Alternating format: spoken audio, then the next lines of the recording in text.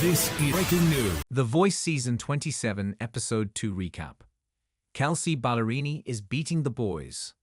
The Voice Season 27 is truly the boys' show, but it's the only girl on the panel who is making a statement so far.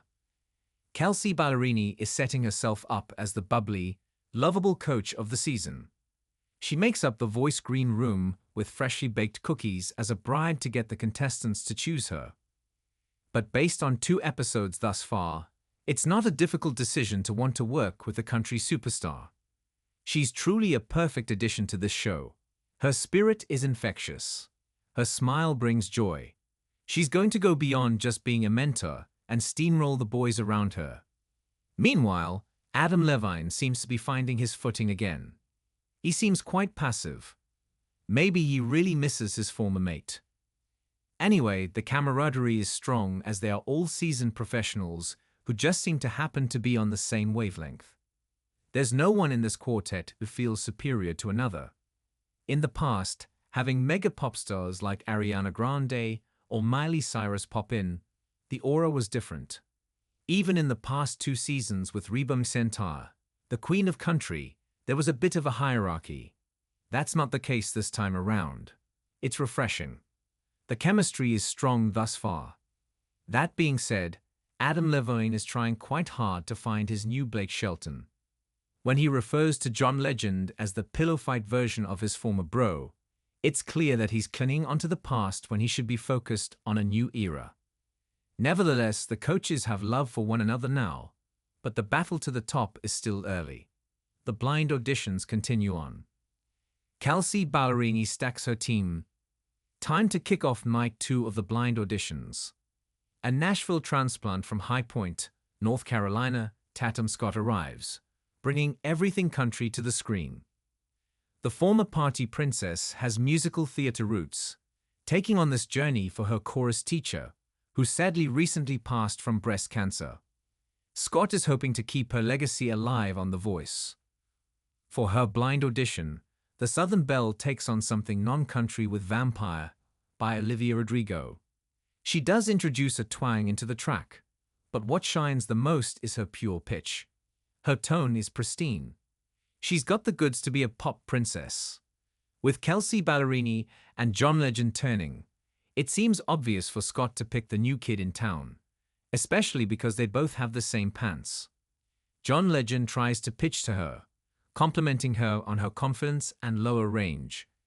In the end, Tatum Scott makes the obvious decision, joining Team Kelsea. As the first act of the night, Tatum Scott should be one to watch this season.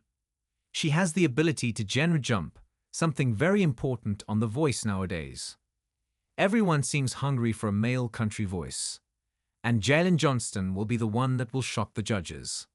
At 21 years old, the home-and-ground country singer shares his story of being raised by his mom, grandma, and grandpa.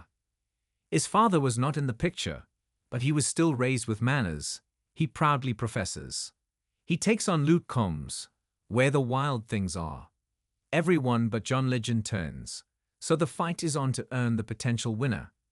But Kelsea Ballerini gets her long-desired cowboy.